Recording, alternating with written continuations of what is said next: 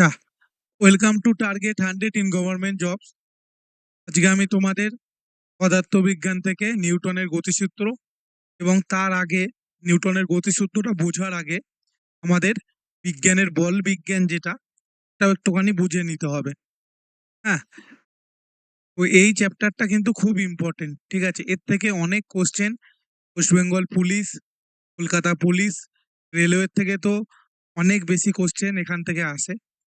হ্যাঁ, আচ্ছা, আর একটা কথা তোমাদের জানিয়ে দিই, দিন রাত তোমাদের জন্য পরিশ্রম করে যাচ্ছে চিরঞ্জিত স্যার, এখনো তিনি দাঁড়িয়ে আছে। হ্যাঁ, এ একটা গুড নিউজ কিংবা ভেতরে কি চলছে এই সরকার গঠন করার পর, হ্যাঁ, যে তোমাদের নতুন রিক্রুটমেন্ট রেজাল্ট কবে আসতে চলেছে, ঠিক আছে? এই জন্য তিনি এখনো এই মিটিং এর মধ্যে আছেন। এখনো স্যার আমাকে মেসেজ করলো, কথা হচ্ছে, আশা করি সুখবরই তোমাদের জন্য আসবে। তোমরা মন দিয়ে পড়াশোনা করো, দুর্গাপুজোর আগে পরে সব পরীক্ষাগুলো হবে। হ্যাঁ, পরেও হতে পারে, আগেও হতে পারে। দেখো, সময় কিন্তু খুব একটা বেশি নেই। তাড়াতাড়ি সিলেবাস শেষ করে আমাদের মক টেস্টের দিকে যেতে হবে। স্যার বলছিলাম। মক দিলে আমরা বুঝতে হ্যালো পারবো স্যার। যে কোন জায়গাটা আমাদের খামতি আছে, তাহলে সেই বুঝে আমরা আবার রিভাইজ গুলো করতে পারবো। আচ্ছা, স্যার শুরু বলছি এটা করছি। Recorded hello class sir. পাওয়া যাবে তো? হ্যাঁ, পাওয়া যাবে।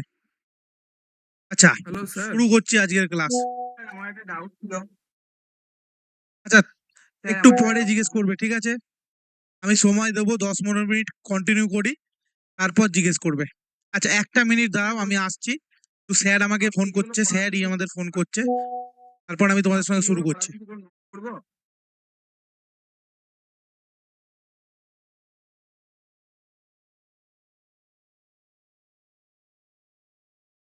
বলছি তুই এত বকিস কেন? চুপচাপ থাকতে পারিস নি? যদি সবার দেখতে পাচ্ছে।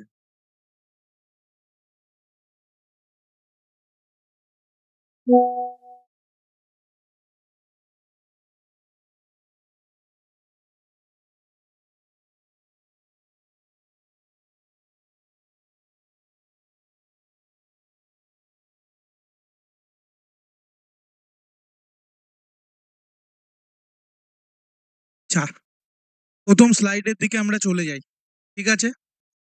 পেনটা নিয়ে নিচ্ছি।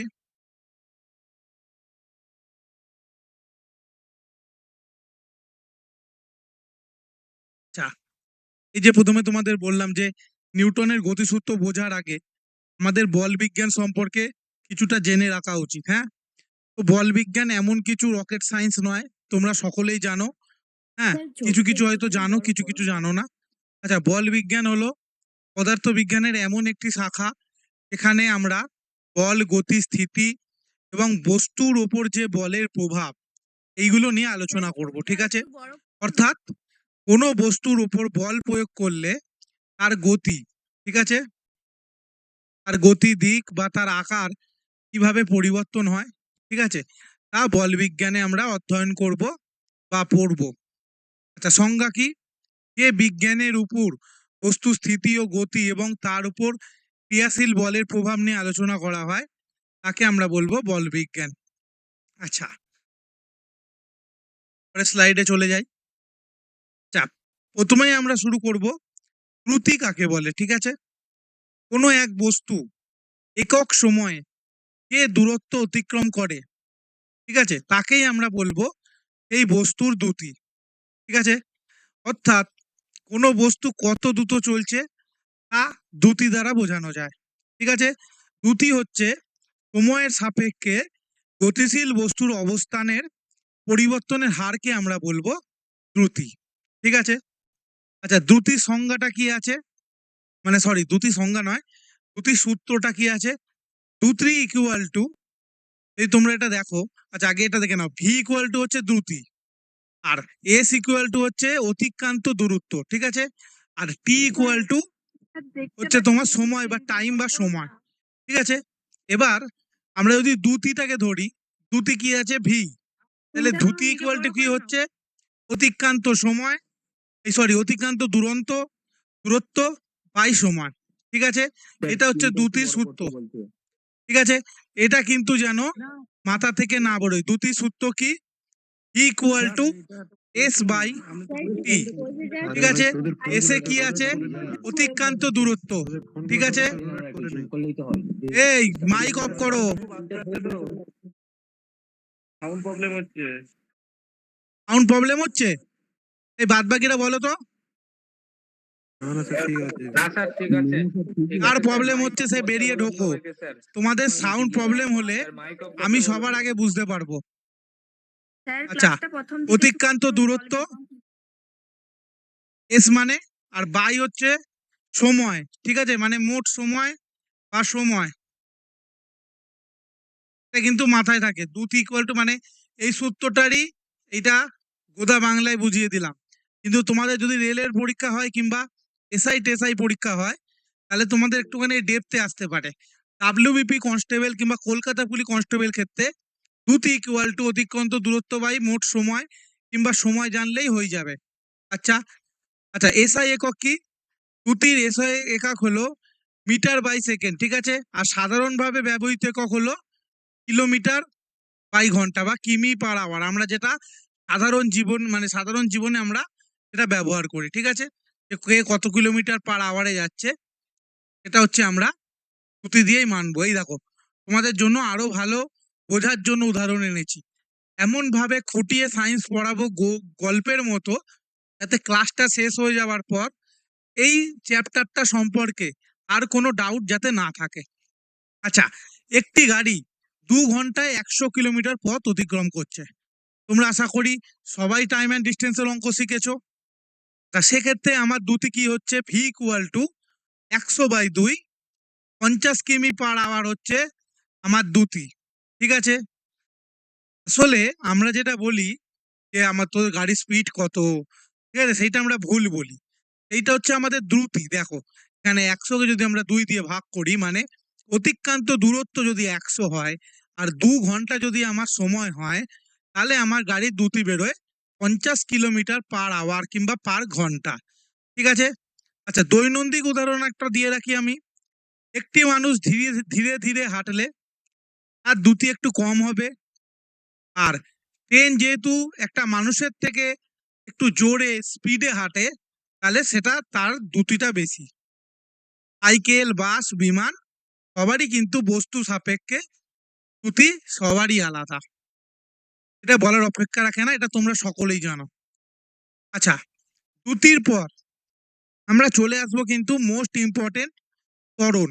এই দেখো এই সূত্রগুলো না, এই যে ভীম বা ইউ বাই টি এইগুলো না, এইগুলো একটুখানি মনে রাখতে হবে যারা একটুখানি এসআই কিংবা রেলের পরীক্ষা দিচ্ছ। আর কনস্টেবলকেও আমি নেগলেক্ট করে যেতে পারি না, কারণ তোমরা যারা আগের ডাব্লিউপি কনস্টেবল দিয়েছো, আশা করছি এরকম ছেলে মেয়ে এই ক্লাসে আছো, তারা জানো যে কিরকম ধরনের কোশ্চেন এসেছিল। আসলে ডাব্লিউবি কনস্টেবলের দুটো পরীক্ষা কিন্তু এখন আর নেই, পরীক্ষা কিন্তু একটা। তাই জন্য পরীক্ষাটাকে আমরা প্রিলি হিসাবে গণ্য করব না। পরীক্ষাটা ওই একটা পরীক্ষাই হচ্ছে মেন। ঠিক আছে? তো কোনো পরীক্ষাই আমরা কোনো সাবজেক্ট আমরা এখানে নেগলেক্ট করতে পারবো না। ঠিক আছে? আগে যেমন আমরা দেখেছি আমাদের যে শিক্ষক জীবনে 3-4 বছর আগেও তোমাদের কোশ্চেন ছিল খুবই সোজা। সায়েন্স থেকে তো খুবই সোজা দিক থেকে কোশ্চেন আসছিল। এখন তো সায়েন্সেরও কোশ্চেনের ডেপথ বেড়ে যাচ্ছে। আর্টসের তো বাড়ছেই, সায়েন্সেরও বাড়ছে, অঙ্কেও বাড়ছে। অঙ্কে এমনকি দেখেছি আগেরবার ব্যাংক সিজিএল থেকে অঙ্ক তুলে তুলে দিয়ে দিয়েছে। তো তোমাদের এই সাবজেক্ট শেষ করার পর আমি প্রিভিয়াস ইয়ার মানে ডাব্লিউবি প্রিভিয়াস ইয়ার করাবো না। ডাব্লিউবি প্রিভিয়াস ইয়ার করানোর কোনো দরকার নেই। এখন যেহেতু কেন্দ্র আর সরকার এক, তাহলে আমাদের কিসের প্রিভিয়াস ইয়ার করাতে হবে স্যার? দিল্লি পুলিশ, ঠিক আছে, এসএসসি জিডি, এমটিএস, এইগুলোর প্রিভিয়াস ইয়ার আমার এই পড়ার সাথে সাথে আমি করাবো। তোমাদের যে এমসিকিউ কোশ্চেন গুলো করাচ্ছি সেইগুলো সেখান থেকেই তোলা। ঠিক আছে? তাই জন্য একটি কঠিন লাগলেও পড়তে হবে বাবা। হ্যাঁ, ওই যে ওয়ান লাইনার পড়িয়ে টিক মেরে দিয়ে চলে যেতে পারবো না। ঠিক আছে? ওই পরীক্ষা আর নেই। আচ্ছা, ত্বরণ কাকে বলে? কোনো বস্তুর বেগের পরিবর্তনের হারকে আমরা বলি ত্বরণ। ঠিক আছে? অর্থাৎ কোনো বস্তুর বেগ সময়ের সাথে বাড়লে বা কমলে তাকে আমরা বলবো ত্বরণ। ঠিক আছে? আচ্ছা, এখানে দেখো ত্বরণ আমরা বুঝিয়েছি। ঠিক আছে? একটা গাড়ির প্রাথমিক বেগ হচ্ছে 10 মিটার পার সেকেন্ড এবং 5 সেকেন্ড পরে তার বেগ হচ্ছে 30 মিটার পার সেকেন্ড। তাহলে এই যে বেগের পরিবর্তন, ঠিক আছে? 10 ছিল, 30 হলো। ঠিক আছে? সেইখানে আমরা কি করব? আমরা যেটা বড় ডিজিট সেইটাকে সামনে রাখবো। 30 মাইনাস 10। আচ্ছা, যেটা টাইম অতিক্রান্ত দূরত্ব, ঠিক আছে? সেইটা আমি তলায় রাখবো বাই 5। ঠিক আছে? তাহলে এটা তোমরা সবাই অঙ্ক জানো। 30 মাইনাস 10 করলে কত বেরোচ্ছে? 20। এবং 20 কে যদি আমরা 5 দিয়ে কেটে দিই, এখানে 4 বেরোচ্ছে। ঠিক আছে? যে 4 মিটার সেকেন্ড স্কোয়ার। ঠিক আছে? আচ্ছা, এখানে এই যে দেখো আমরা ত্বরণ, প্রাথমিক বেগ, শেষ বেগ আর সময়। ঠিক আছে? এখানে এই সূত্রটা একটু মাথায় রাখবে যারা একটু ডেপথের পরীক্ষা দেবে, রেল। ঠিক আছে? আচ্ছা, তারপরে এসআই। ঠিক আছে? তারপর আবার এবার একটা আজব জিনিস দেখেছি। আচ্ছা, এটা পড়িয়ে নি তারপর বলছি। ত্বরণের এসআই একক হলো কি? Metre by second square. ঠিক আছে? এটা হচ্ছে ত্বরণের এসআই একক। এবার এবার একটা আজব জিনিস তোমাদের দেখেছি কোশ্চেন গুলো ঘাটতে গিয়ে। সারাদিন তো এইসবই আমাদের কাজ। ঠিক আছে? তোমরা চাকরি না পেলে আমাদের পড়ানোর কোনো দাম নেই। ঠিক আছে? আমরা 1 ঘন্টা 1.5 ঘন্টা পড়িয়ে চলে যাব, কিন্তু পড়ানোর সার্থকতা যে টার্গেট 100 থেকে যদি ছেলেমেয়েরা না পায়, তাহলে আমাদের স্যার কোনো লাভ আপনি একটু নেই। আমাদের তাই কথার রেসপন্স তোমাদের করুন চাবুকের তাহলে মতো আমাদেরও তৈরি ভালো করার লাগবে। দায়িত্ব আমাদের। ঠিক আছে? এবারে যেটা আজব জিনিস দেখলাম যে এসআই এর প্রিলির কোশ্চেন সোজা আর কনস্টেবলের কোশ্চেন টাফ। কখন কি করবে কিছু বোঝা যাচ্ছে না। আরে আর তো বলছি সরকার যে 10 যখন মিনিট চেঞ্জ সবাইকে টাইম হয়েছে দিয়ে কথা বল। আর ক্লাসের মাঝখানে কথা কোশ্চেন বলার কোনো মানে একটুখানি নেই। স্ট্যান্ডার্ডই হবে, এইটাকে ধরেই পড়াশোনা করো। আচ্ছা, দৈনন্দিন জীবনে আমরা কি বলবো? অ্যাক্সেলারেশন বা তোমার মোটর সাইকেল স্টার্ট করার পর যে ধীরে ধীরে গতি বাড়ছে, এটাকে আমরা বলবো অ্যাক্সেলারেশন। এটা ব্রেক ঠিক যে চাপলে গাড়ির বেগ যে কমে যাচ্ছে, এটা আমরা বলবো ঋণাত্মক ত্বরণ বা মন্দন। ঠিক আছে? আচ্ছা, ওপর থেকে কোনো বস্তু যেমন ফেললে তার বেগটা কিন্তু বাড়তে থাকে, এটা হচ্ছে ত্বরণের একটা উদাহরণ। আচ্ছা, এখানে হচ্ছে ধনাত্মক ত্বরণ। তোমাকে বলি ধনাত্মক ত্বরণ কি? যখন বেগ বাড়ে। ঠিক আছে? ধরো তুমি 5 কিলোমিটার পার আওয়ার, পার আওয়ারেই আমি বলবো যাতে পার আওয়ারের হিসাবটাই তোমরা ভালো বোঝো। 5 কিলোমিটার পার আওয়ারে হয়তো তুমি গাড়ি চালাচ্ছিলে। ঠিক আছে? হঠাৎ করে তোমার বেগ হয়ে গেল 10 কিমি পার আওয়ার। ঠিক আছে? এই যে বেগের যে পরিবর্তন, এইটাই হচ্ছে তোমার ধনাত্মক ত্বরণ। আর এটা যদি কেউ 10-এ চালাচ্ছিল, সামনে কিছু অবস্টাকেল তৈরি হয়ে গেল, তোমার বেগ কমে গেল। ঠিক আছে? তখন হবে এটা ঋণাত্মক ত্বরণ বা মন্দন। আচ্ছা, শূন্য ত্বরণ, তখন বেগের পরিবর্তন কিছুই হবে না, তখন আমরা বলবো এটাকে শূন্য ত্বরণ। ঠিক আছে? যেমন সমবেগে চলা ট্রেন, এটা হচ্ছে আমার শূন্য ত্বরণ বা জিরো অ্যাক্সেলারেশন। হ্যাঁ? আচ্ছা, পৃথিবীর বুকে অভিকর্ষজ ত্বরণ বা পৃথিবীর অভিকর্ষজ ত্বরণ। আচ্ছা, বলছি শোনো। 1 মিনিট দাঁড়াও তো। আর কোনো আবার মেসেজ করেনি? ঠিক আছে। আর তোমাদের ভেতরে ঢুকেছে, স্যারের সাথে সব কথাবার্তা হচ্ছে। আচ্ছা, পৃথিবীর অভিকর্ষজ ত্বরণ। পৃথিবী কোনো বস্তুকে নিজের কেন্দ্রের দিকে আকর্ষণ করে। এই আকর্ষণের ফলে বস্তু যে ত্বরণ লাভ করে তাকে আমরা বলবো অভিকর্ষজ ত্বরণ। একে সাধারণত এই যে জি দ্বারা প্রকাশ করা হয়, এইটাই ইম্পর্টেন্ট। ঠিক আছে? পিবিআই, এটাই তোমার ইম্পর্টেন্ট যে অভিকর্ষজ ত্বরণকে আমরা সাধারণত কি দিয়ে প্রকাশ করি। ঠিক আছে? তখন হবে হচ্ছে জি থাকবে, অন্য কিছু তখন থাকবে, তার সাথে তোমরা জিটাই মানে টিক করবে। আচ্ছা, সংজ্ঞা কি?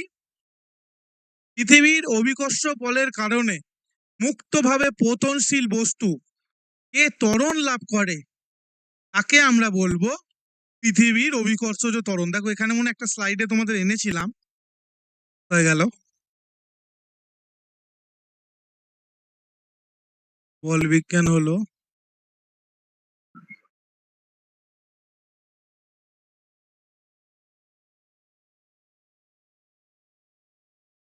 ধনাত্মক। এই যে এই দেখো, ওপর থেকে কোনো বস্তু পড়লে আর বেগ বাড়তে থাকে, এটা বললাম না? এটা যে তোমার হচ্ছে ধনাত্মক ত্বরণের উদাহরণ, দেখো এইটাই এখানে এসেছে। ভালো করে ফলো করো, ভালো করে ফলো করে বুঝতে পারবে। পৃথিবীর অভিকর্ষজ বলের মুক্তভাবে পতনশীল বস্তু যে ত্বরণ লাভ করে, যে ধনাত্মক ত্বরণ, আমরা তোমাদের বোঝার সুবিধার জন্য আমি বলবো, তাকে আমরা বলবো পৃথিবীর অভিকর্ষজ ত্বরণ। ঠিক আছে? আচ্ছা, পৃথিবীর পৃষ্ঠে অভিকর্ষজ ত্বরণের গড় মান কি? মানে জি ইকুয়াল টু কি? 9.8 মিটার বাই সেকেন্ড স্কোয়ার। ঠিক আছে? এইটাকে একেবারে জলের মতো মুখস্থ করে নাও। ইকুয়াল টু কি? বিভিন্ন পরীক্ষায় আসে। ঠিক আছে? কোনো বস্তু মুক্তভাবে পড়লে প্রতি সেকেন্ডে তার বেগ 9.8 মিটার পার সেকেন্ড করে বৃদ্ধি হয়। ঠিক আছে? ধরো তুমি ছাদে গিয়ে, তিনতলার ছাদে ধরো গেছো, একটা ক্যাম্বিস বল ফেলে দিলে। ঠিক আছে? এটা 1 সেকেন্ডে যতটা হবে, আর মানে 1 মিটার পার সেকেন্ডে যেটা হবে, আর পরের মিটার পার সেকেন্ডে এটা এই 9.8 করে ক্ষমতা বৃদ্ধি করবে। তো 9.8টাকে তোমরা একবারে মুখস্থ করে নাও, এটা জি এর মান আসে। আচ্ছা, উদাহরণ কি? এই যে বললাম, যেমন ক্যাম্বিস বল দিয়ে বলেছিলাম, এটা বলেছে পাথর দিয়ে। একটা পাথর ওপর থেকে ফেললে তা ধীরে ধীরে দ্রুত নিচে পড়ে, কারণ পৃথিবীর অভিকর্ষজ বল পাথরটিকে নিচের দিকে ত্বরণ দেয়। ঠিক আছে? আচ্ছা আচ্ছা, অভিকর্ষজ ত্বরণের বৈশিষ্ট্য কি? এর দিক সর্বদা পৃথিবীর কেন্দ্রের দিকে হয়। আচ্ছা, চাঁদে জি এর মান পৃথিবীর তুলনায় অনেক কম। সাধারণত, একদম খুব সাধারণত, যে গ্র্যাভিটেশনাল যে ফোর্স কিংবা অভিকর্ষজ যে ত্বরণ, সেটা চাঁদে পৃথিবীর তুলনায় কম হবেই। ঠিক আছে? কারণ চাঁদে তুমি যদি কোনো বস্তুকে এরকম উপর থেকে ফেলো, তাহলে দেখবে সেটা কিছুটা হাওয়াতে এরকম ভেসে যাবে। ঠিক আছে? তো ওখানে অভিকর্ষজ কিংবা জি এর মান কম হবেই। আচ্ছা, উচ্চতা বাড়লে জি এর মান কমে যায়। ভিভিআই এই পয়েন্টটাকে মুখস্থ করতে হবে। উচ্চতা বাড়লে কি হবে, উচ্চতা কমলে কি হবে। উচ্চতা বাড়লে যদি জি এর মান কমে, উচ্চতা কমলে জি এর মান বাড়বে। উচ্চতা বাড়লেটাই দেয়। ঠিক আছে? এটা একটুখানি ভালো করে পড়বে। যে বিদ্যুতে কি গ্যাস থাকে, তোমাদের যখন এসেছিল, এগুলো কি একটা কনস্টেবল লেভেলের পরীক্ষার কোশ্চেন? হ্যাঁ, কি বলবো, তখন থেকেই আমরা বুঝেছি যে একটুখানি আরো স্ট্যান্ডার্ডলি তোমাদের পড়াতে হবে।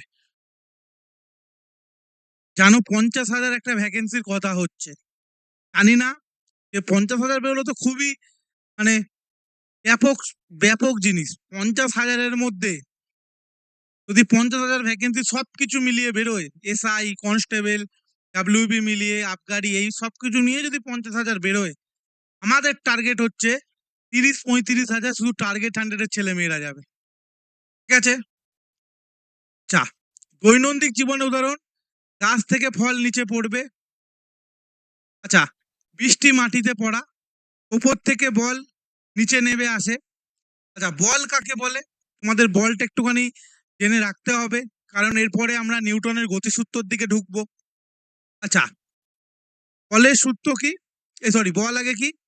যে প্রভাব কোনো বস্তুর স্থিতি বা গতির পরিবর্তন ঘটায়, অথবা গতির পরিবর্তন ঘটানোর চেষ্টা করে, তাকে আমরা বলবো ফোর্স বা বল। ঠিক আছে? আচ্ছা, বলের সূত্র কি? এখানে প্রথমে আমায় দেখে নিতে হবে এফ ইকুয়াল টু ফোর্স, আমরা বল ভেবেছি। এম ইকুয়াল টু মাস, আমরা বস্তুর ভর শুনেছি। আর ইকুয়াল টু আমরা ত্বরণ ধরেছি। তাহলে আমরা যখন বল থাকবে, এফ ইকুয়াল টু যখন বল থাকবে, আচ্ছা, তাহলে আমরা এখানে এম ইন্টু এ করছি। তাহলে এম ইন্টু কি? এম হচ্ছে ভর, ভর ইন্টু করছি কি? ত্বরণ। এরকম টেকনিক্যাল কোশ্চেন আসছে।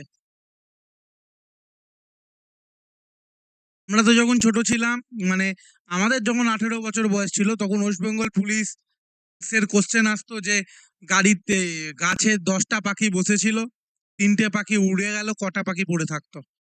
ঠিক আছে, তখন এরম ধরনের কোশ্চেন আসতো। আস্তে আস্তে কিন্তু সব তোমাদের ডেভেলপ হচ্ছে। আচ্ছা, বলের এসআই একক কি? বলের এসআই একক হলো নিউটন। আচ্ছা, বলের উদাহরণ কি? এই যে ফুটবলে যদি আমরা লাথি মারি, ফুটবলটা কিছুটা এগিয়ে যাবে। আচ্ছা, দরজা ঠেলে খোলা, দড়ি টেনে বালতি ওঠানো, এগুলো সবই তোমার বলের উদাহরণ।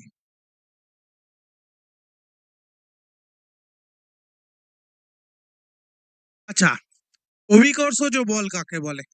অভিকর্ষজ ত্বরণ আমরা দেখলাম, এবার আমরা দেখব অভিকর্ষজ বল। দুটি ভরযুক্ত বস্তুর মধ্যে যে পারপার্শ্বিক আকর্ষণ বল ক্রিয়া করে তাকে আমরা বলবো অভিকর্ষজ বল। আরো ভালোভাবে বোঝাবো। আচ্ছা, পৃথিবীর সব বস্তুকে নিজের কেন্দ্রের দিকে আকর্ষণ করে, এটা হচ্ছে অভিকর্ষজ বলের উদাহরণ। ঠিক আছে। আচ্ছা, এখানে অভিকর্ষজ বলের উদাহরণ কি? দেখো, দুটো ভরযুক্ত বস্তু যে পারপার্শ্বিক আকর্ষণ বল ক্রিয়া করছে তাকে আমরা বলবো অভিকর্ষজ বল। Just 1 minute.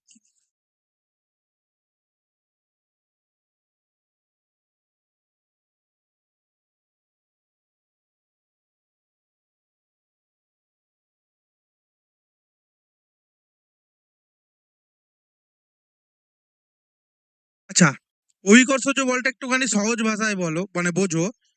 এই যে পৃথিবী পৃষ্ঠে অথবা পৃথিবী পৃষ্ঠের কাছাকাছি অবস্থিত কোনো বস্তুর উপর পৃথিবীর আকর্ষণকেই বলছে অভিকর্ষজ বল। ঠিক আছে, মানে পৃথিবীর কোনো বস্তুর উপর, পৃথিবী পৃষ্ঠের কোনো বস্তুর উপর পৃথিবীরই আকর্ষণকে আমরা বলবো অভিকর্ষজ বল। কেমন হচ্ছে দেখো, একটা টেবিলের ওপরে পড়ে থাকা, এটা যদি দুটি আপেল রাখো, সেই আপেলের মধ্যেও এই অভিকর্ষজ বল পরিলক্ষিত হয়। অভিকর্ষজ বল তো তোমাদের সঙ্গে আসবে না, জাস্ট জিনিসটা মাথায় ঢুকিয়ে রাখো। আচ্ছা, অভিকর্ষজ বল কি? গাছের থেকে ফল মাটিতে পড়বে। আচ্ছা, পৃথিবীর চারিদিকে যে যে চাঁদের ঘোরা, এই যে এই উদাহরণটাকে দিয়ে তোমরা ভালো বুঝে যাবে। এই যে দুটো বস্তু, তার মধ্যে যে ভরযুক্ত বস্তুর মধ্যে যে পারপার্শ্বিক আকর্ষণ। ঠিক আছে, পৃথিবীর চারিদিকে চাঁদ কেন ঘুরছে? এখানে কিন্তু পৃথিবীরও তোমার অভিকর্ষজ বল আছে এবং চাঁদেরও অভিকর্ষজ বল আছে। এই জন্যই তারা একবারে গোল করে ঘুরছে। ঠিক আছে, চাঁদ এই যে পৃথিবীর একেবারে গোল করে ঘুরছে, কেউ কারোর কক্ষপথ ছেড়ে বেরিয়ে চলে যাচ্ছে না। ঠিক আছে, এটাই হচ্ছে অভিকর্ষজ বলের উদাহরণ। আচ্ছা, অভিকর্ষজ বল আমরা কি দিয়ে ডিনোট করব? এখানে এফ হচ্ছে অভিকর্ষজ বল, ই হচ্ছে তোমার মহাকর্ষ ধ্রুবক। আচ্ছা, M1 M2 হচ্ছে কি? দুটি বস্তুর ভর, মানে পৃথিবী এবং চাঁদ, এটা হচ্ছে M1 আর M2। ঠিক আছে, আর কি? পৃথিবী আর চাঁদের মধ্যে হচ্ছে যে দূরত্বটা, এইটা হচ্ছে তোমার আর, ছোট হাতের আর। হ্যাঁ, বড় হাতের আর করলে আবার মুশকিল হয়ে যাবে। আচ্ছা, এটা হচ্ছে আর। তাহলে আমাদের সূত্রটা কি দাঁড়াচ্ছে? সূত্রটা দাঁড়াচ্ছে F equal to G into, এখানটা এটা কিছু না থাকলে ইন্টু বোঝায়, উপরে M1 M2। M1 M2 মানে কি? দুটি বস্তুর ভর, তলায় কি? দুটি বস্তুর মধ্যবর্তী দূরত্ব স্কয়ার। ঠিক আছে, এইটা আসবে না। ঠিক আছে, এইটা একটু মানে ডেপথে হয়ে গেল, কিন্তু এই যে দেখে যাচ্ছ, মানে কোনো মানে বিশ্বাস নেই এদের কখন কি চলে আসবে। তাই জন্য চোখে একটু দেখে যাও। দেখো, চোখে দেখলেও না, যে মানে রেগুলার পড়তে বসে, যে রেগুলার সত্যি পড়াশোনা করে, একটু ভালোভাবে রিভাইজ মারলে না এগুলো চোখে থেকে যায়। অনেকেই আছে যে পুরো সায়েন্সটা বুঝতে পারে না। ঠিক আছে, কিন্তু এই যে এইগুলো চোখে থেকে যাবে, আমি যে বলছি সেগুলো কানে শুনে নেবে। আমরা আগেকার দিনে এই যে বেদ বেদ কেরম ভাবে পড়তাম, শ্রুতি কানে শুনে শুনে পড়তাম। ঠিক আছে, তো এইগুলো থেকেও অনেকে রাইট অ্যান্সার মেরে দেবে, তবে নেগেটিভ খাওয়ার চেষ্টা করবে না। স্যার বলেছে যে চোখে মেরেছি, মানে এই M1টা বাই চান্স যদি তোমার 2M আর M2 দিয়ে দেয়, সেটা কিন্তু ভুল। এটা তোমরা ঠিক করে দিয়ে চলে আসলে তোমরা কিন্তু নাম্বার পাবে না। M1 M2 তলায় আর, এখানে জি বা মহাকর্ষ ধ্রুবক, এটা তোমাকে ফলো রাখতে হবে। আচ্ছা, আইজ্যাক নিউটন ও অভিকর্ষ। আইজ্যাক নিউটন প্রথম মহাকর্ষ সূত্র ব্যাখ্যা করেন, ঠিক আছে, গাছ থেকে আপেল পড়তে দেখে। আমার সাউন্ড ক্লিয়ার আসছে তো? হ্যাঁ স্যার। হ্যাঁ স্যার একদম হ্যাঁ স্যার। আচ্ছা ঠিক আছে, একটু দাঁড়াও তো, একটু জল খাই আর তোমার এটাকে চার্জে ঢোকাই, চার্জটা কম দেখাচ্ছে।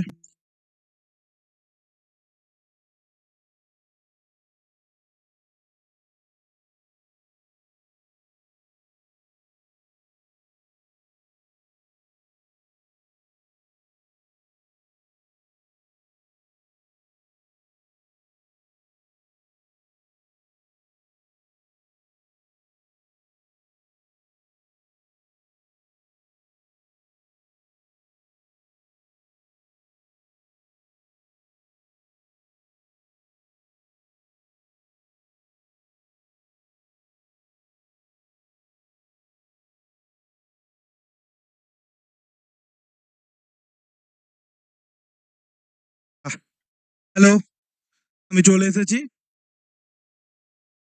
আচ্ছা, তারপরে স্লাইডে চলে যাই। তারপরে স্লাইডে আমরা বলবো অভিকেন্দ্রীয় বল। ঠিক আছে, অভিকেন্দ্রীয় বল কি?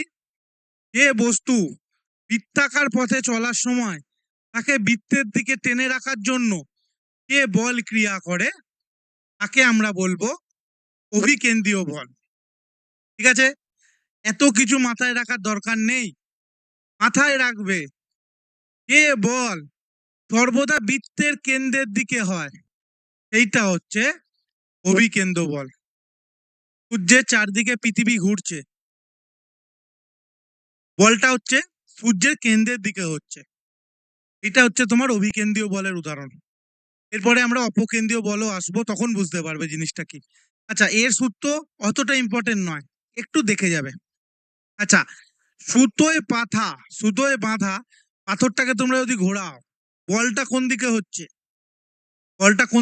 বলটা হচ্ছে তোমার যে মানে ওই যেখানে বেঁধেছো, যে দণ্ডে সুতোটা বেঁধেছো সেই দণ্ডের দিকে বা সেই কেন্দ্রের দিকে। তাই জন্য আমরা বলবো যে এটা হচ্ছে অভিকেন্দ্রীয় বলের উদাহরণ। আচ্ছা, বাঁক নেয়ার সময় গাড়ির চলাচল, এই কিন্তু উদাহরণটা আসে যে একটা গাড়ি যখন বাঁক নেয় চলন্ত অবস্থায়, তখন সেটা কোন বল? তখন সেটা তোমাদের মাথায় রাখতে হবে যে স্যার পড়িয়েছিল, এটা হচ্ছে অভিকেন্দ্রীয় বল। আচ্ছা, এই যে বললাম অভিকেন্দ্রীয় পড়েছো আর অপকেন্দ্রীয় পড়বে না, এরম কি কখনো হয়? আচ্ছা, অপকেন্দ্রীয় বল কি? বৃত্তাকার পথে চলমান বস্তু উপর থেকে বাইরের দিকে অনুভূত হয়ে কাল্পনিক যে বলকে, এইটাকে আমরা বলবো অপকেন্দ্রীয় বল। অত পড়ার দরকার নেই, তোমরা কেউ মানে কেউ বিজ্ঞানে অনার্স করতে আসোনি তো। এর বলটা কি হবে? ওইটা হয়েছিল কেন্দ্রের দিকে, এইটা হবে কেন্দ্র থেকে বাইরের দিকে। ঝামেলা মিটে গেল। এটা হচ্ছে এই যে, এটা দেখো কি হচ্ছে, দাঁড়াও। সূর্যের চারিদিকে পৃথিবীর ঘোরা, এটা হচ্ছে অভিকেন্দ্রীয়।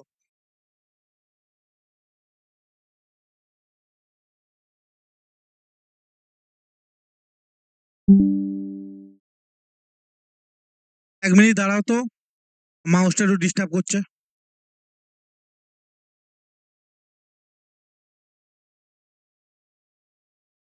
আচ্ছা, কোথায় গেল, দাঁড়াও। এই যে অভিকেন্দ্রীয় বল কি? সূর্যের চারিদিকে হচ্ছে পৃথিবীটা ঘুরছে, এটা হচ্ছে তোমার অভিকেন্দ্রীয় বল। ঠিক আছে, আর এইটা কি আছে? পৃথিবীর সূর্যকে প্রদক্ষিণ করা। ঠিক আছে, এইটা হচ্ছে তোমার অপকেন্দ্রীয় বল।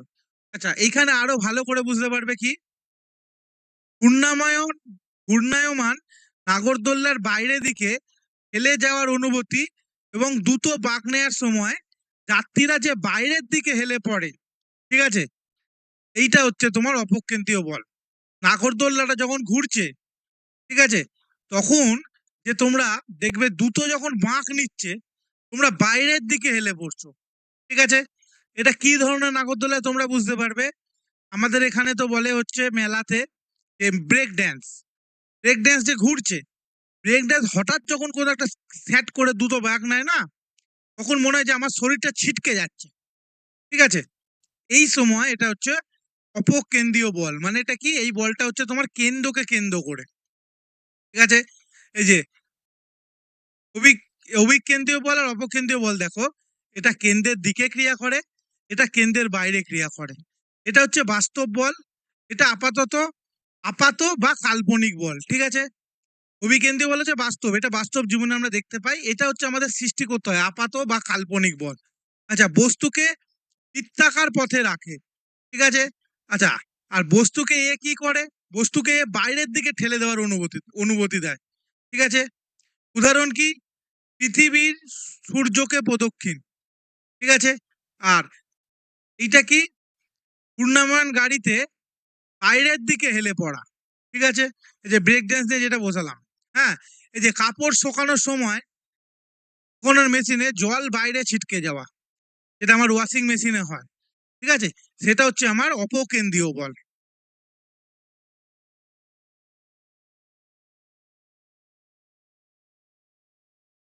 আচ্ছা, ওজন কি, ঠিক আছে? ওজন সম্বন্ধে আমাদের জেনে রাখা উচিত। ওজন কাকে বলে? পৃথিবীর অভিকর্ষজ বলের কারণে কোনো বস্তুর যে আকর্ষণ বল ক্রিয়া করে তাকে আমরা বলবো ওজন, ঠিক আছে? পৃথিবীর যে অভিকর্ষজ বল, এই যে এতক্ষণ পড়লাম, ঠিক আছে, সেই অভিকর্ষজ বল যে আকর্ষণ বল যে ক্রিয়া করে তাকে আমরা বলবো ওয়েট বা ওজন। সহজভাবে, পৃথিবী কোনো বস্তুকে যে বল দিয়ে নিজের দিকে টেনে রাখছে এইটাই হচ্ছে সেই বস্তুর ওজন, বুঝেছো? আচ্ছা, ওজন, ওয়েট মানে ডাব্লু, এম মানে হচ্ছে মাস, আগেই বললাম, কি হচ্ছে গ্র্যাভিটেশনাল ফোর্স বা অভিকর্ষজ ত্বরণ, ঠিক আছে? আচ্ছা, এর এসআই একক কি আছে? নিউটন, ঠিক আছে? আচ্ছা, উদাহরণটা যদি দেখে নাও, উদাহরণ হচ্ছে যদি কোনো বস্তুর ভর 5 কেজি হয়, ঠিক আছে, এবং এই যে জি অভিকর্ষজ ত্বরণ যদি 9.8 মিটার পার সেকেন্ড স্কোয়ার হয়, তাহলে ওয়েট ইকুয়াল টু 5 × 9.8, তাহলে আমার কি দেখাচ্ছে 49 নিউটন পর্যন্ত এটা দেখাচ্ছে।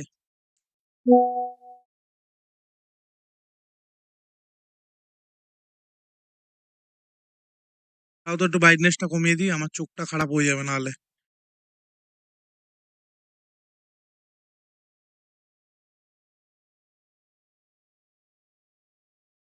যা, দৈনন্দিন জীবনে যদি আমি কিছু উদাহরণ টানি, ঠিক আছে, এইটা হবে তোমার, মানুষ দাঁড়ালে পৃথিবী তাকে নিজের দিকে টানে, ঠিক আছে?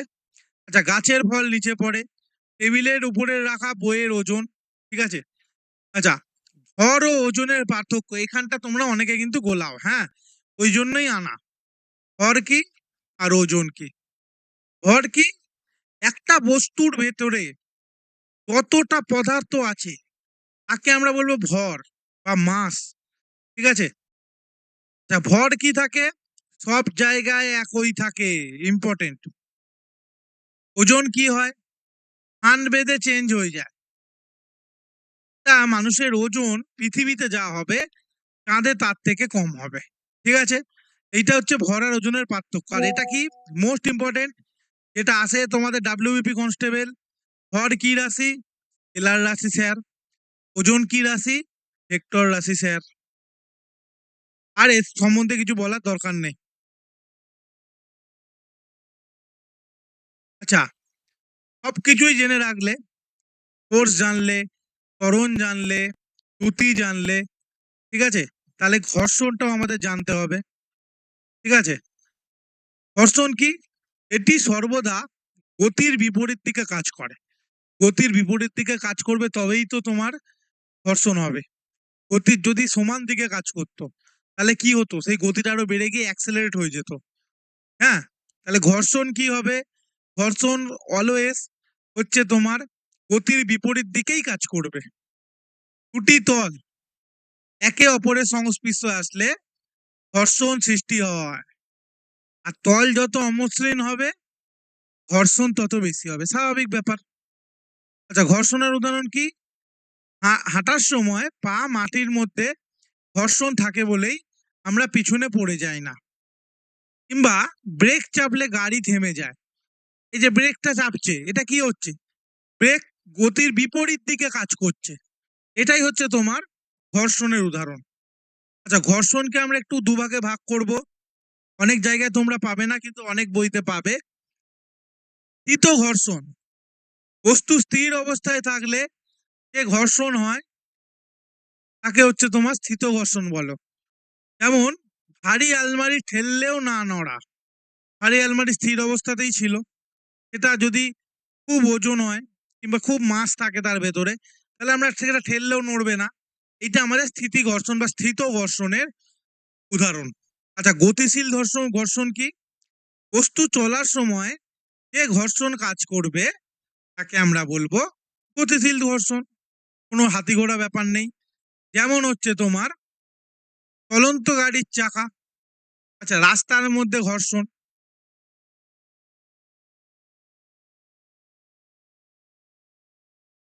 আচ্ছা, এই যে বলেছিলাম, এরপরে আমরা চলে আসবো নিউটনের গতিসূত্র। প্রথমেই বলেছিলাম যে তোমার এই চ্যাপ্টারটা পড়তে গেলে এই যে আগে ঘর্ষণ, ত্বরণ, বেগ এইগুলো পড়ে আসতে হবে, তারপর তুমি নিউটনের গতিসূত্রটা বুঝতে পারবে। আচ্ছা, আইজ্যাক নিউটন তিনটি মৌলিক সূত্র প্রকাশ করেছিলেন, এইগুলোকে আমরা নিউটনের গতিসূত্র বলবো।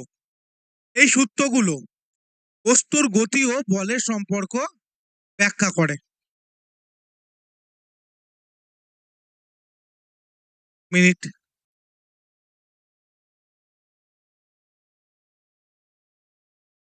আচ্ছা, ব্যাখ্যা করে। নিউটনের প্রথম গতিসূত্র কি?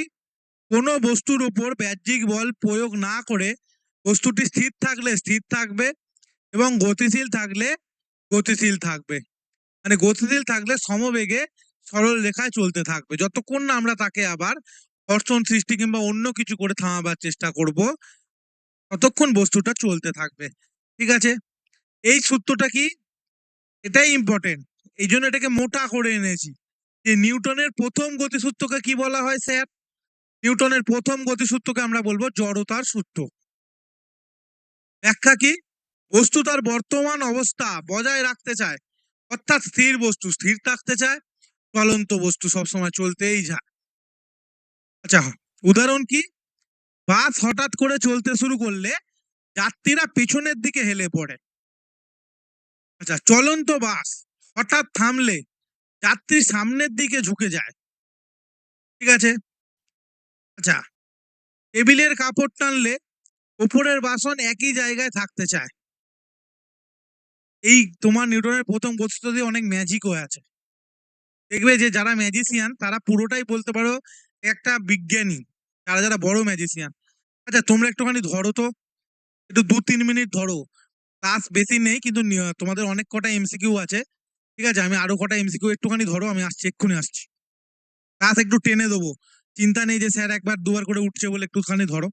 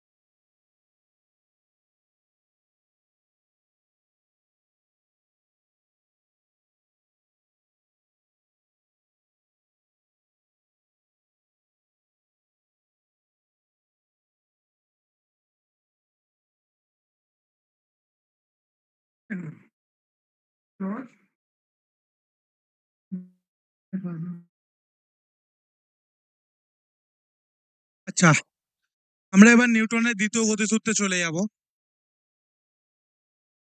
তোমাদের মানে স্টুডেন্ট গুলো দেখলাম খুবই ভালো। অন্য ব্যাচে তো পড়াই, একটুখানি উঠলেই নিজেদের মধ্যে ক্যাচর ম্যাচর চালু করে দেয়। তারপরে আমি বলি আবার মাইক অফ করতে। তোমাদের স্টুডেন্ট গুলো দেখলাম খুব ভালো, তোমরা সবাই মোটামুটি চাকরি পাবে। মানে চাকরি পাওয়া ছেলে মেয়েদের যা কোয়ালিটি থাকতে হয়, শুধু পড়ালেখা করলেই চাকরি পাওয়া যায় না। তার মধ্যে অনেক কোয়ালিটি থাকতে হয়, সেইগুলো আমি তোমাদের এই ব্যাচের মধ্যে দেখতে পাচ্ছি। আচ্ছা, নিউটনের দ্বিতীয় গতিসূত্র কি? নিউটনের দ্বিতীয় গতিসূত্র হচ্ছে কোনো বস্তুর ভরবেগের যে পরিবর্তনের হার, ঠিক আছে, এটা পরিকক্ষিত বলের সমানুপাতিক এবং পরিবর্তনের বলের দিকেই ঘটে। ঠিক আছে, এইটা হচ্ছে তোমার যে ভরবেগের পরিবর্তনের হার, ঠিক আছে, সেইটাকে আমরা বলবো নিউটনের দ্বিতীয় গতিসূত্র। ঠিক আছে, এখানে এফ ইকুয়াল টু দেখো এম ইন্টু এ। এম মানে হচ্ছে ভর বা মাস। আচ্ছা, তার মানে এখানে বল ইকুয়াল টু কি হচ্ছে? ভর আর ত্বরণের গুণফল। ব্যাখ্যা কি? বস্তুর ওপর যত বেশি বল প্রয়োগ করবে তত বেশি ত্বরণ সৃষ্টি হবে। এটাই হচ্ছে তোমার নিউটনের দ্বিতীয় গতিসূত্র। ঠিক আছে, ফুটবলকে যত জোরে মারবে ফুটবলটা তত দূরে যাবে। ঠিক আছে। আচ্ছা, খালি ট্রলি খালি ট্রলি ঠেলা সহজ, কিন্তু বোঝাই ট্রলি ঠেলা কঠিন। ঠিক আছে। আচ্ছা, ক্রিকেট দ্রুত বল মারলে বল দ্রুত চলে যায়।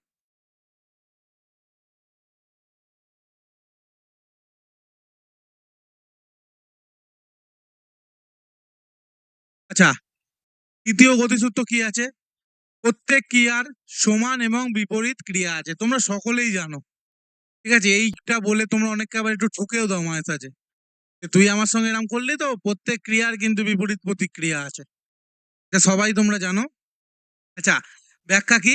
একটি বস্তু অন্য বস্তুর উপর বল প্রয়োগ করলে দ্বিতীয় বস্তুটিও প্রথম বস্তুর উপর সমান পরিমাণ বল বা বিপরীতমুখী বল প্রয়োগ করে। যেমন বন্দুক থেকে গুলি ছুটলে বন্দুক কিন্তু পিছনের দিকে ধাক্কা খায়। তোমরা যে খাঁকি উর্দি পড়তে চলেছো, তারা যখন গিয়ে ওখানে বন্দুক চালাবে দেখবে বন্দুকের বাঁটটা তোমাদের কাঁধে এসে রিটার্ন খাচ্ছে। কাঁধটা যদি শক্তপোক্ত না হয় কিংবা ঠিকভাবে ধরার টেকনিকটা যদি ঠিক না হয়, অনেক ক্ষেত্রে কাঁধের হাড় ক্র্যাক হয়ে যায়। ঠিক আছে। আচ্ছা, নৌকা থেকে লাফ মারলে কি হবে? নৌকাটা যখন পাড়ে আসবে, মানে নৌকা থেকে মাঝগঙ্গায় লাফ মারতে বলিনি, হ্যাঁ, তাহলে তো আমি কেস খেয়ে যাবো যে স্যার বলেছিল নৌকা থেকে মাঝগঙ্গায় লাফ মারতে। নৌকাটা যদি তুমি পাড়ে আসে, নৌকাটা যদি পাড়ে আসে, সরি হাসি পেয়ে গেছে, এইখান থেকে যদি লাফ মারো দেখবে নৌকাটা কিছুটা ওই নদীর দিকে পিছিয়ে যাচ্ছে। ঠিক আছে, এটা হচ্ছে তোমার ওই যে প্রত্যেক ক্রিয়ার সমান বিপরীত প্রতিক্রিয়া আছে। আচ্ছা, হাঁটার সময় আমরা কি করি? মাটিকে পেছনে ঠেলি, তাই কিন্তু আমরা সামনে এগোই। ঠিক আছে, মাটিকে পেছনে ঠেলি বলে এখন দেখবে অনেক পার্কে এরকম একটা গোল জিনিস থাকে। ঠিক আছে, এইখানে চললে মানুষ দেখবে এগোতে পারে না। ঠিক আছে, কারণ আমরা ঠিকভাবে ওটাকে ঠেলতে পারি না, ঠেলে এগোতে পারি না। ঠিক আছে। আচ্ছা, তোমাদের এমসিকিউ এবার প্র্যাকটিস করাবো। আর আরেকটা জিনিস বলে রাখি, এই চ্যাপ্টারেরই এমসিকিউ করাবো, অনেক কটা এমসিকিউ আছে। আর পরের দিন যেহেতু ওই ইউনিট আর মেজর পড়াবো, সেই সব কিছু সিজিএস আর এসআই একক কি, ওই চ্যাপ্টারটা অনেকটাই ছোট বলে এই চ্যাপ্টারের যে আরেকটু পার্ট আছে, আরেকটু পার্ট মানে কি আছে স্যার? কার্যক্ষমতা শক্তি। ঠিক আছে। আচ্ছা, কার্যক্ষমতা শক্তির পর কি আছে? শক্তি সংরক্ষণ, বলের কিছু ক্রিয়া, ক্ষমতা, এইগুলো ওই মেজর অ্যান্ড ইউনিটের ভেতর ঢুকিয়ে দেবো। কারণ হচ্ছে মেজর অ্যান্ড ইউনিট হচ্ছে এমনই একটা মানে ছোট চ্যাপ্টার, এইখানে যদি তোমার ওইগুলো না ঢোকাই তো ওই 10-20 মিনিটে ক্লাসটা শেষ হয়ে যাবে। আচ্ছা, তোমরা একটু দাঁড়াও, আমি অন্য স্লাইড থেকে একটু এমসিকিউ গুলো আনছি। এই 1 মিনিটও লাগবে না, জাস্ট কপি আর পেস্ট করবো।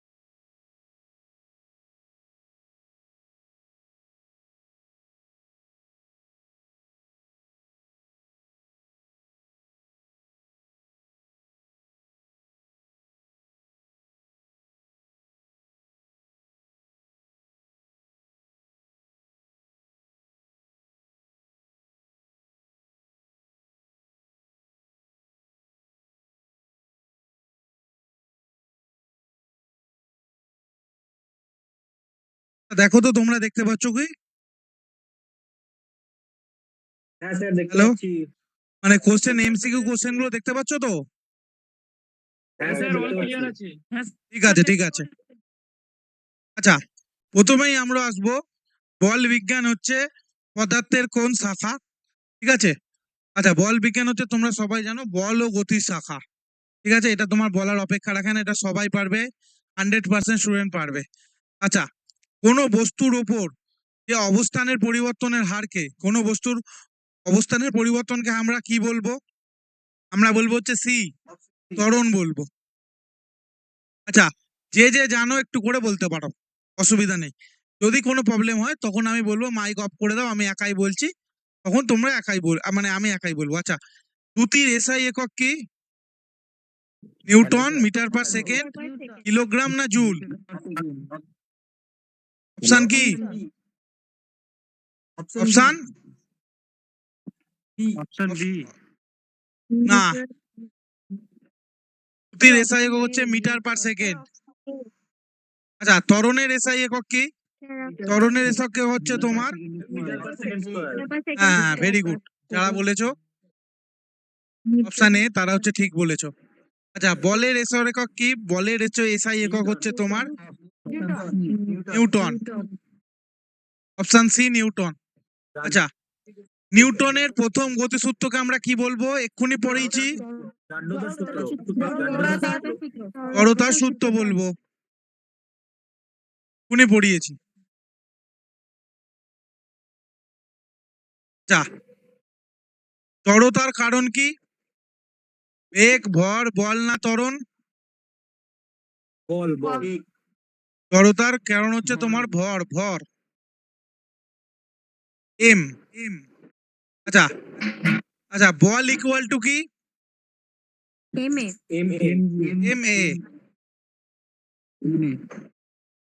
আচ্ছা, পৃথিবীর অভিকর্ষজ ত্বরণের মান কত? বারবার করে বলেছি, এটা ইম্পর্টেন্ট।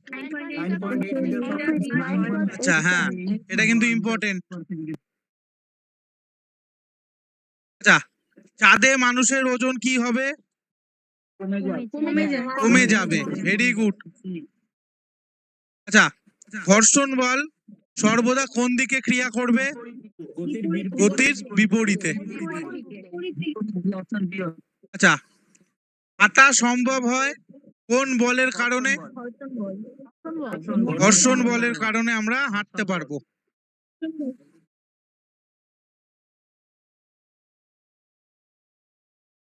আচ্ছা, গাছ থেকে কেন ফল পড়ে? ভেরি গুড, অভিকর্ষজ বল। আচ্ছা, নিউটনের গতিসূত্র কটা? তিনটে, সবাই জানো। আচ্ছা, প্রত্যেক ক্রিয়ার সমান ও বিপরীত প্রতিক্রিয়া আছে কোন সূত্র? তৃতীয় সূত্র। আচ্ছা, সুতোয় বাঁধা পাথর ঘোরালে কোন বল কাজ করবে? হ্যাঁ, পেনটা আবার কোথায় চলে গেল রে ভাই? বল। আচ্ছা, সুতোর হচ্ছে অভিকেন্দ্রীয় বল। হ্যালো। আচ্ছা, অপকেন্দ্রীয় বল কোন দিকে কাজ করে?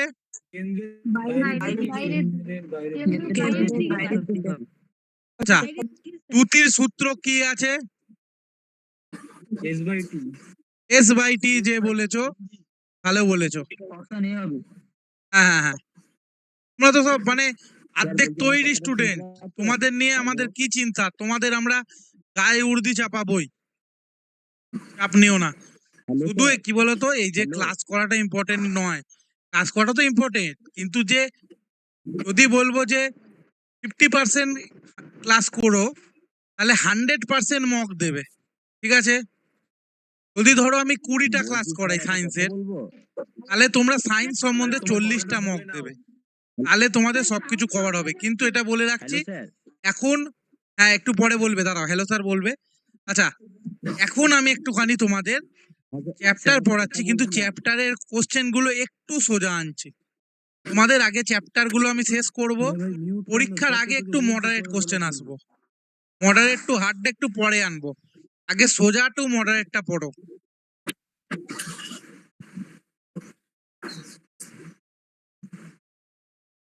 আচ্ছা, ভর একটি কি রাশি? স্কেলার রাশি। ভর একটা স্কেলার রাশি। আচ্ছা, ওজন কি? ওজন কি রাশি? ওজন ভেক্টর। গাড়িতে ব্রেক চাপলে কোন ত্বরণ সৃষ্টি হচ্ছে? ঋণাত্মক ত্বরণ সৃষ্টি হচ্ছে। Very good. কোন ঘর্ষণের কোনটি ঘর্ষণের অসুবিধা? হাঁটা সহজ হচ্ছে, শক্তির অপচয় হচ্ছে, গাড়ি চলে যাচ্ছে, কোনটা? শক্তির অপচয় হচ্ছে। যে বলেছো খুব ভালো বলেছো। আচ্ছা, নিউটন কোন দেশের বিজ্ঞানী ছিল? আচ্ছা, ইংল্যান্ড। হয়ে গেল গো। আচ্ছা, পৃথিবীর কেন্দ্রের দিকে ক্রিয়াশীল বল কোনটি? ইংল্যান্ডই হবে মনে হচ্ছে। দাঁড়াও তো 1 মিনিট, এটা তো আউট অফ দ্য কন্টেস্ট চলে এলো আমারও। ইংল্যান্ড হবে না?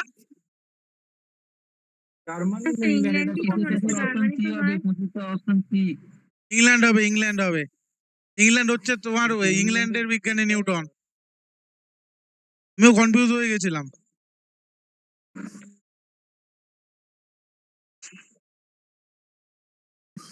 আচ্ছা, পৃথিবীর কেন্দ্রের দিকে ক্রিয়াশীল বল কোনটা? অভিকর্ষজ বল। অভিকর্ষ বল।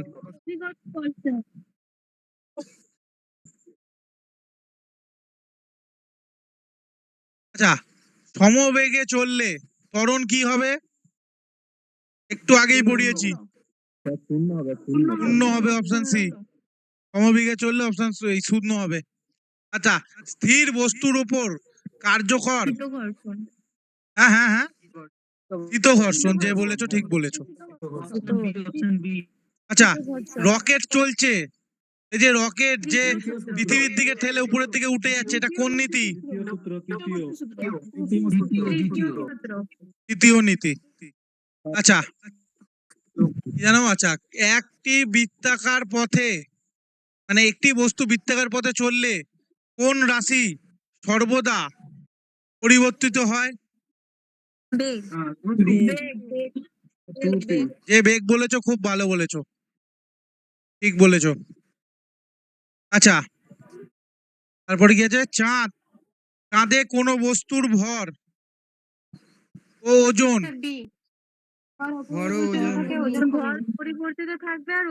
আমি একবার পড়ে নিই। ভর ও ওজন উভয় কমে যায়, ভর অপরিবর্তিত, ওজন কমে যায়, ভর কমে যায়, ওজন অপরিবর্তিত থাকে। আচ্ছা, বি অপশন ঠিক। B B. আচ্ছা, দাঁড়াও, এটা তোমাদের পিডিএফ শেষ হলো। আচ্ছা, এবার আমার কাছে কিছু নোটস আছে, দেখি তোমরা কিরকম পারো। আমার কাছে কিছু নোটস আছে, দেখি।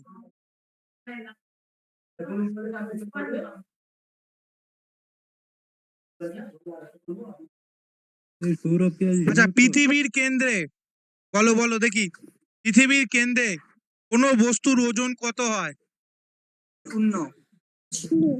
শূন্য হয়। যে বলেছো ঠিক বলেছো। আচ্ছা, কোনো বস্তুর ওজন পৃথিবীতে, এই কোশ্চেন গুলো তোমাদের মডারেট সেটে এরপরে এনে দেবো। আগে সিলেবাসটা শেষ করি, ঠিক আছে? যত মানে পরীক্ষার ডেট যত অ্যানাউন্স হবে, তোমাদের একটু ডেপথে, মানে আর তো থিওরি বেশি পড়াবো না তখন, তখন তোমাদের কোশ্চেন গুলো ইজি টুকে মডারেট করবো, আর মডারেট থেকে একটু কঠিন করবো। আচ্ছা, এই কোশ্চেনটার উত্তর দাও। এগুলো হচ্ছে আমার নিজের বানানো কোশ্চেন, মানে বিভিন্ন পরীক্ষার প্রিভিয়াস ইয়ার, আর কিছুই না। আচ্ছা, কোন বস্তুর ওজন পৃথিবীতে 18 কেজি হলে চাঁদে কত কেজি হবে? 3 কেজি। 3 কেজি। যারা বলেছো তাদের সায়েন্স সম্বন্ধে খুব ভালো ধারণা আছে। আচ্ছা, 3 কেজি স্যার, 1/6 কমে যায় স্যার। আচ্ছা, সর্বজনীন মহাকর্ষ সূত্রের প্রবর্তক কে? Sir Isaac Newton. Newton. Newton. আচ্ছা, ঘোড়া টানা টাঙা গাড়ি, ঠিক আছে? ঘোড়া টানা যে গাড়িগুলো ছিল গো আগেকার দিনে, এইগুলো কেন সামনের দিকে এগিয়ে যায়? স্যার ঘর্ষণের কারণে। কিসের কারণে বললে? সামনের দিকে বল ক্রিয়া করছে তাই। হ্যাঁ, কারণ হচ্ছে তোমার স্যার, ওই যে ঘর্ষণের যে কারণে। মাটিতে এই যে কোশ্চেনগুলো, ঘোড়ার পা গুলো বল প্রয়োগ করে সামনের দিকে এগিয়ে যায়। হ্যাঁ সামনের দিকে স্ক্রিনে তো অন্য কোশ্চেন দেখাচ্ছে, আপনি যেগুলো বলছেন মিলছে না তো। কে বলছো? আপনার সিস্টেম হ্যাং করেছে। কোশ্চেন দেখতে পাচ্ছি না কোনো। না না, এইগুলো তোমার পিডিএফ এ নেই। এগুলো বললাম কি, আমার কাছে কিছু প্রিভিয়াস ইয়ার আছে, যেহেতু তোমাদের এখানে নোট শেষ হয়ে গেছে, তাই জন্য আমার কাছে প্রিভিয়াস গুলো একটু তোমাদের কাছে কুইজের মতো আলোচনা করছি, বুঝেছো? ও আচ্ছা, স্ক্রিনে নেই স্যার, ঠিক আছে। বুঝতে পেরেছো? আর তোমাদের পরীক্ষার আগে একটু মডারেট কোশ্চেন গুলো দেবো, বুঝেছো? ঠিক আছে, করুন, করুন, করুন। আগে দেখো, সব ধরনের স্টুডেন্ট আছে, তো প্রথমেই আমি কঠিন পড়াতে পারি না। আমার হাতে কিংবা তোমাদের হাতে অনেকটা সময় আছে।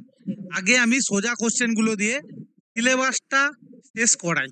অনেক চ্যাপ্টার, কেমিস্ট্রি, ফিজিক্স আর বায়োলজি মিলিয়ে প্রচুর চ্যাপ্টার। সেইখান থেকে এইগুলো করার পর আমি কি করব, আমার হাতে অনেক সময় থাকবে, তখন আমি ইস্যু থেকে মডারেট কোশ্চেন প্র্যাকটিস করাবো সেটের পর সেট ধরে। হয়তো তোমাদের বলে দেবো যে আজকে এই 3টে চ্যাপ্টারের ইজি থেকে মডারেট কোশ্চেন শুধু প্রিভিয়াস ইয়ার, ঠিক আছে? আচ্ছা, শরীরে দম দেওয়ার ফলে প্রকৃতপক্ষে আমরা কি সঞ্চয় করি বলো তো? স্মৃতিশক্তি থেকে চলশক্তি। স্মৃতিশক্তি। তোমাদের কনসেপ্ট ভালোই ক্লিয়ার আছে, ঠিক আছে, তোমরা স্টুডেন্ট খারাপ না। আচ্ছা, বস্তুর বেগের পরিবর্তনের হারকে আমরা কি বলবো? ত্বরণ, ত্বরণ, ত্বরণ। আমরা বস্তুর বেগের পরিবর্তনকে ত্বরণ বলবো। আচ্ছা আচ্ছা, দাঁড়াও দাঁড়াও, সময়ের সাপেক্ষে কার্য করার হারকে আমরা কি বলবো? ক্ষমতা, ক্ষমতা, ক্ষমতা, ক্ষমতা। ক্ষমতা। তোমরা যারা এই যে এত ভালো অ্যান্সার দিচ্ছ, তারা এর আগের ওই ডাব্লিউবি টা দাওনি? দিয়েছিলাম, ফেল হয়ে গেছে 1 সেকেন্ডে মাঠে স্যার। কিসে বাদ গেছো?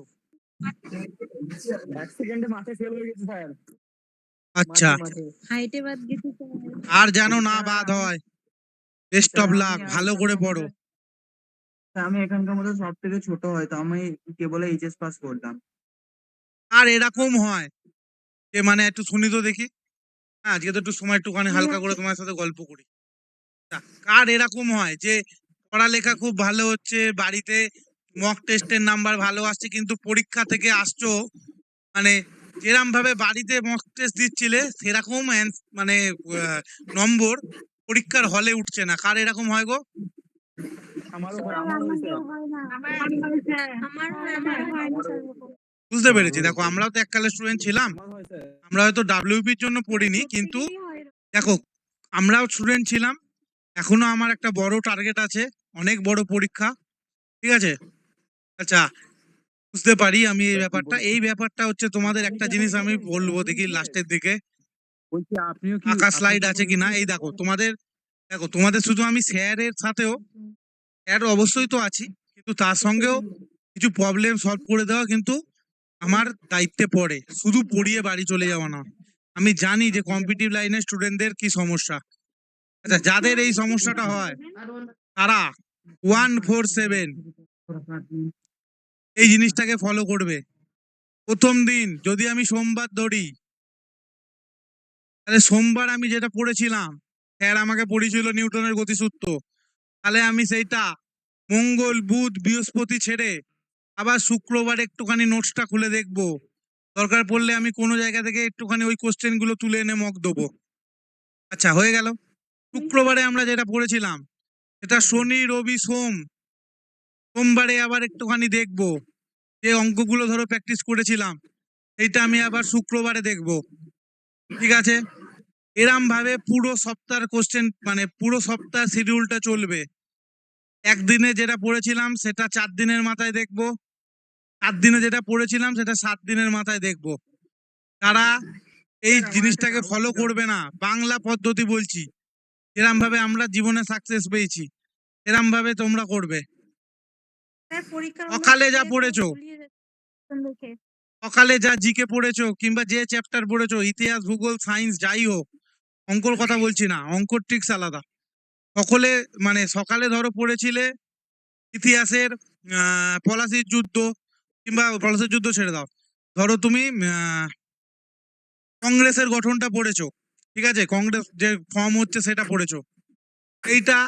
তারপরে যে দুপুরে একটু রিজনিং, বিকেল সন্ধ্যের দিকে একটু অঙ্ক প্র্যাকটিস করলে, রাতে আবার কংগ্রেসটাকে ভালো করে চোখ বুলিয়ে ঘুমাবার আগে ঘুমাতে গেলে।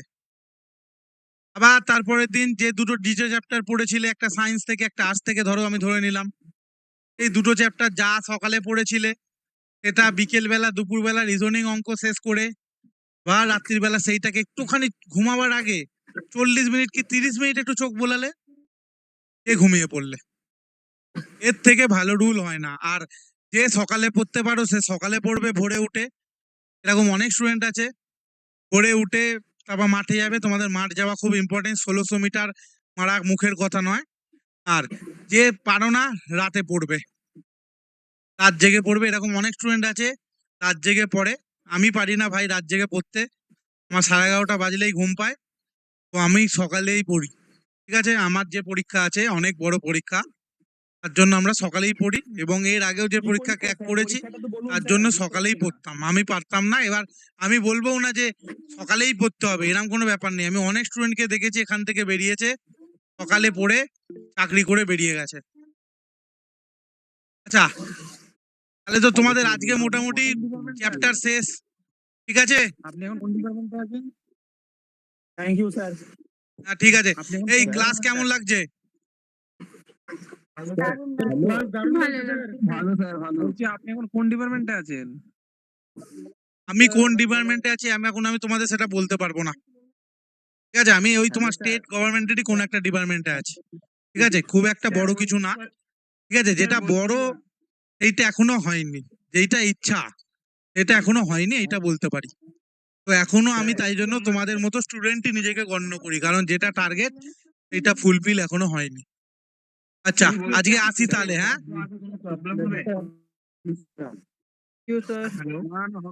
ঠিক আছে, ঠিক আছে। স্যার এটার পিডিএফটা কি পাওয়া যাবে? হ্যাঁ, পিডিএফটা দিয়ে দেবো, পিডিএফটা দিয়ে দেবো। স্যার বলছি আমার চোখে চশমা আছে, বুঝতে প্রবলেম হবে? এই সবাই মিলে বললে বুঝতে পারবো না, একে একে বলো। স্যার বলছিলাম আমার চোখে চশমা আছে, কোনো প্রবলেম হবে সেক্ষেত্রে? কি তোমার কি বললে? স্যার চোখে চশমা আছে, সেক্ষেত্রে প্রবলেম হবে? পুলিশের ক্ষেত্রে হ্যাঁ। কোনো প্রবলেম হবে না, হ্যাঁ। তোমার পুলিশের মেডিকেল কোনো ব্যাপার না বাবা, হ্যাঁ। ওই চশমার জন্য মানে আর বললাম না, লাইভ ক্লাসে আছি তো, একদিন লাইভ অফ আচ্ছা। করে বলবো যে চশমার জন্য কি করতে হয়। যারা এক্সপিরিয়েন্স আছে, আচ্ছা। তোমাকে দাদা দিদিরা এখানে ক্লাস হয়তো করছে, তারা জানে যে কি করতে হ্যাঁ। হয়, কি দিলে চশমাটা ম্যানেজ হয়ে যায়, এটা বলবো। চশমা কোনো ব্যাপারই না, এরকম কোনো জায়গায় লেখাই নেই, তুমি নোটিফিকেশন বার করে পড়ো। তুমি যদি আর্মি ফার্মির দিকে যেতে, তাহলে আমি বলতাম যে চশমা একটা প্রবলেম। স্যার এখানকার বোধহয় আমি সব থেকে ছোট আছি, কারণ আমি কেবল এইচএস পাস করলাম, এবার আমি এই ব্যাপারে কিছুই জানি না, এবার সেই জন্য। বলছো? আমি এখানকার মধ্যে সব থেকে ছোট আছি, আমি কেবল এইচএস পাস করলাম, এবার সেই জন্য জানি না বলেই স্যার জিজ্ঞেস করলাম। হ্যাঁ, বুঝতে পেরেছি, কারণ পুলিশের মেডিকেল অত টাফ হয় না, ঠিক আছে? পুলিশের মেডিকেল নিয়ে কোনো চাপ হয় না। এই দেখো, পুলিশের কেন মেডিকেল নিয়ে চাপ হয় না এটা তোমাদের বলে রাখি। ধরো তোমাদের 5000 পোস্ট আছে, তো তো তোমাদের ওই ইন্টারভিউ এর পর না 5000 জনকেই পাস করায়, কাউকে তোমার এক্সট্রা পাসই করায় না, যে যাকে মেডিকেল করে কিংবা ডকুমেন্ট ভেরিফিকেশনের জন্য সময় ভাত দেবে। খুব ডকুমেন্ট ভেরিফিকেশনে খুব কিছু ভুল হলে তবেই বাদ দেয়। ডকুমেন্ট ভেরিফিকেশন বলছি, মেডিকেল নয়, ঠিক আছে? মেডিকেলে তোমার ওই ইসিজি, আচ্ছা, ব্লাড, কিছু সামান্য টেস্ট, ঠিক আছে?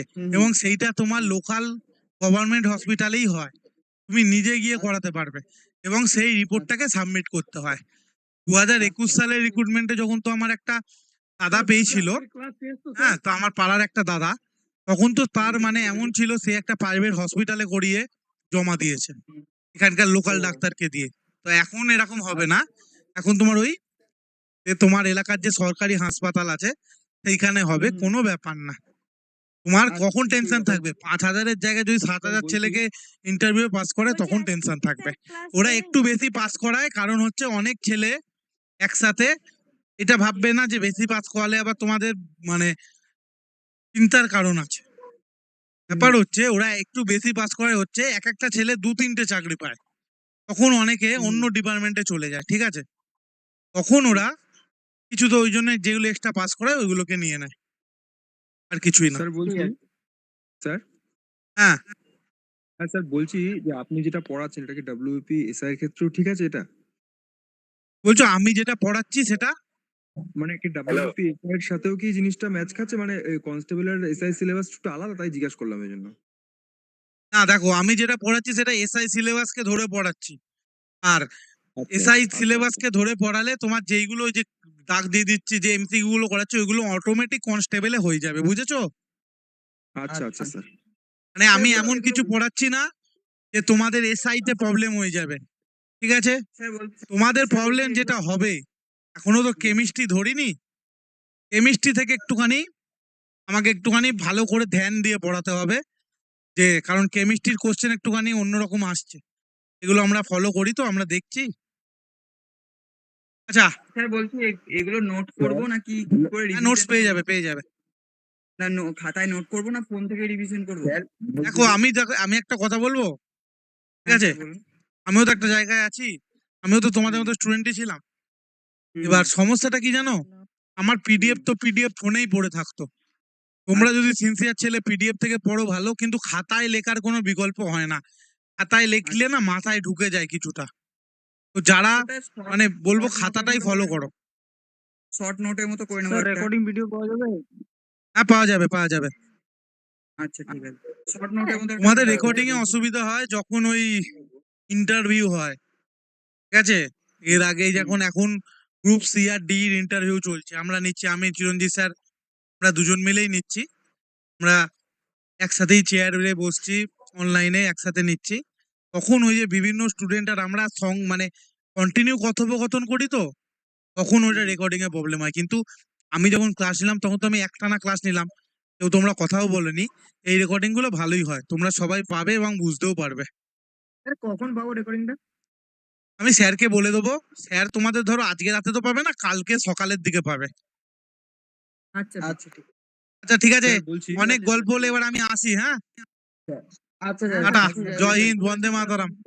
তোমরা এবারে ধন্যবাদ। চাকরি পেয়ে যাও, এই ঈশ্বরের কাছে প্রার্থনা করি। Sir sir good night.